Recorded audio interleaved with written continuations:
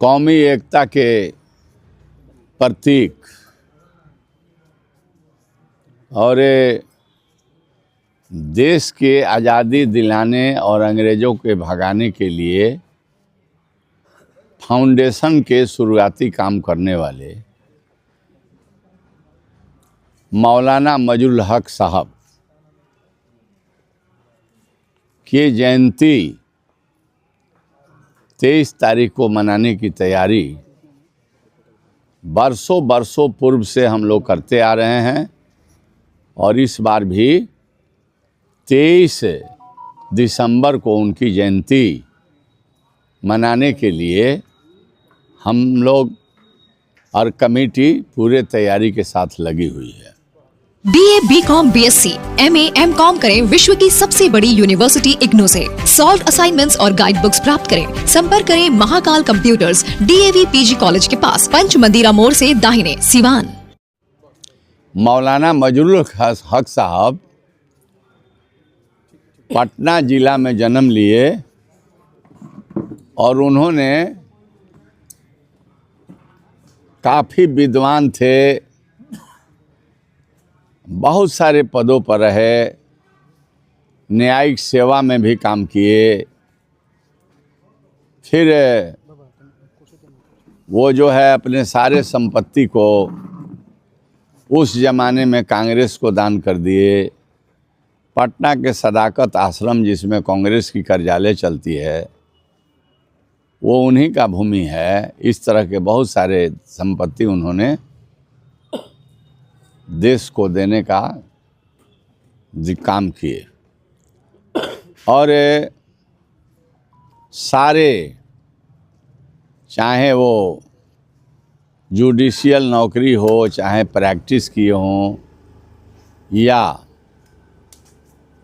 जो छपरा नगर पालिका के म्यूनसिपैलिटी के वाइस चेयरमैन थे और उन्होंने छपरा में भी बहुत काम किया। मतलब सारे सुख सुविधा को त्याग करके अंग्रेज़ों के जुल्म अत्याचारों से तंग आकर के देशवासियों के जो अंग्रेज़ों द्वारा सताए जा रहे थे उससे दुखी होकर के उन्होंने अपने सारे जो उनके सुख थे उसको त्याग करके देश सेवा के लिए छपरा में भी आए, वहाँ भी काम किए और उसके बाद से उन्होंने सिवान को अपना कर्मभूमि अस्थायी रूप से चुन लिया और हुसैनगंज के फरीदपुर जो गांव है वहीं पर उन्हें ज़मीन उनके रिलेटिव ने दिया, संबंधी ने दिया और वहाँ उन्होंने एक आशियाना बनाने का काम किया और वहीं से अंग्रेज भगाओ देश बचाओ आज़ाद करो के नारा दे करके बड़े बड़े देश के नेता उस आशियाना में उस ज़माने में आए थे। उसका नेतृत्व मौलाना मजरुल हक साहब किए। पूज्य महात्मा गांधी जी के नेतृत्व में तो लड़ाई लड़ी गई, लेकिन फाउंडेशन का काम, स्टार्टिंग काम मौलाना मजरुल हक साहब ये फरीदपुर में रह कर किए थे। वही हेडक्वार्टर था लड़ाई का और लड़ते रहे। गांधी जी से उम्र में ज़्यादा थे। अंतिम में वो आज़ादी मिलने ही वाली थी, उसके पहले इस दुनिया से चले गए। आज़ादी के सारे तैयारी और सारे लोगों को उस आशियाना में बुलाने का गांधी जी या आपके सरोजिनी नायडू या डी नरीमन, ये तमाम लोग बड़े लोग थे, उनकी सूची लंबी है, राजेंद्र बाबू, तो उन्होंने काम किया। चंपारण आंदोलन भी हुआ। गांधी जी को ब्रज किशोर बाबू न्योता देकर बुलाए थे, इसी श्रीनगर के रहने वाले थे, जो जेल तो नहीं गए, लेकिन अंग्रेज़ों से लड़ने के लिए भूमिगत होकर के लड़ाई लड़ रहे थे। चंपारण के अंग्रेज किसानों के साथ अत्याचार कर रहा था, बहुत तंगी में थे, गांधी जी गए थे। तो ये तमाम जो है संघर्ष सत्य अहिंसा के बल पर हुआ और आज़ादी तो मिली, बहुत कुर्बानी के बाद देश आज़ाद हो गया, लेकिन आज़ादी को अपने आँख से मौलाना मजरूल हक साहब नहीं देख पाए। लेकिन उनके त्याग और तपस्या और देश के प्रति समर्पण और अंग्रेज़ों के भगाने के लिए योजनाकार मौलाना मजरूल हक साहब थे। आज हम लोग मतलब उसी फरीदपुर के आशियाना में वो शरीर छोड़ दिए, मर गए, इंतकाल हो गया और वहीं उनको दफनाया गया। वहाँ उनका मज़ार है। प्रतिवर्ष वहाँ मेले लगते हैं। 22 तारीख ही उनका जन्मदिन है। 22 को सरकारी कार्यक्रम होते हैं। हम लोग सब लोग फरीदपुर जाते हैं, मज़ार पर फूल चढ़ाते हैं।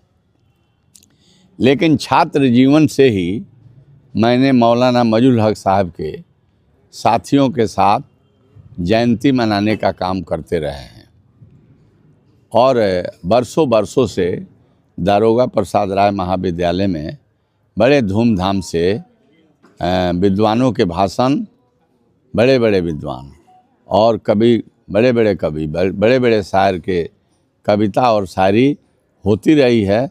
तो हम मनाते हैं 23 तारीख को। 22 को सरकार के द्वारा सरकारी कार्यक्रम होते हैं। चूँकि व्यस्त रहते हैं सब लोग, इसलिए हमने चुना कि हम लोग एक दिन बाद हम लोग 23 तारीख को मनाएंगे।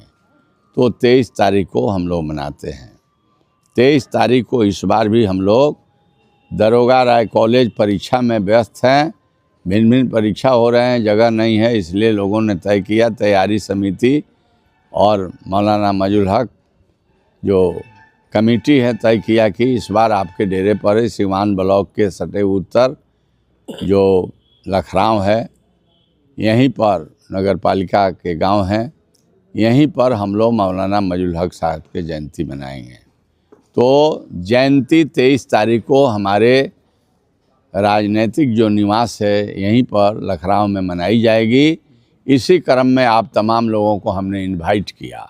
आपके साथी लोग आए थे, बाइट लेकर गए, आप भी बाद में आए, आपको भी बाइट दे रहा हूं कि ये बहुत ही भव्य आयोजन, बहुत गंभीर आयोजन, कौमी एकता पर बहुत ज़बरदस्त विचार गोष्ठी और सेमिनार का आयोजन दारोगा प्रसाद राय इसके लीडर है और हम उसके संस्थापक हैं और सब साथी सहयोगी हैं। हम लोग करने जा रहे हैं। तो हम निवेदन करेंगे कि सभी सिवानवासी या अगल बगल के ज़िला के लोग या बिहार के लोग जो मौलाना साहब के कौमी एकता में विश्वास रखते हैं, जो देश को जोड़ने के लिए बेचैन रहते हैं, देश टूटे नहीं, देश के सभी समाज के सभी हिंदू मुस्लिम हम एक रहें, तभी यह राष्ट्र मजबूत हो सकता है। तो यह बातें जयंती में विद्वानों के द्वारा आप लोगों के सामने रखने का काम किया जाएगा। निवेदन करेंगे आपके चैनल के माध्यम से कि हमारे पत्रकार छायाकार भी आवें और सभी सिवान के शहर से लेकर देहात, अन्य ज़िला के अगल बगल के लोग इस 23 तारीख के मौलाना मजरूल हक जयंती में सम्मिलित हों। मैं सबों को अपने तरफ से इनवाइट करता हूं, आमंत्रित करता हूं, निमंत्रण देता हूं कि आइए और एक दिन अपने महान स्वतंत्रता सेनानी त्यागी पुरुष के जयंती में सम्मिलित होने का काम करें। और अच्छे तरीके से इनके मनाए जाते हैं जयंती, सब लोग रहेंगे और भव्य होगा और भव्य तरीके से मनाएं। समय 10 बजे से शुरू होगा, 8-9 बजे रात तक चलेगा।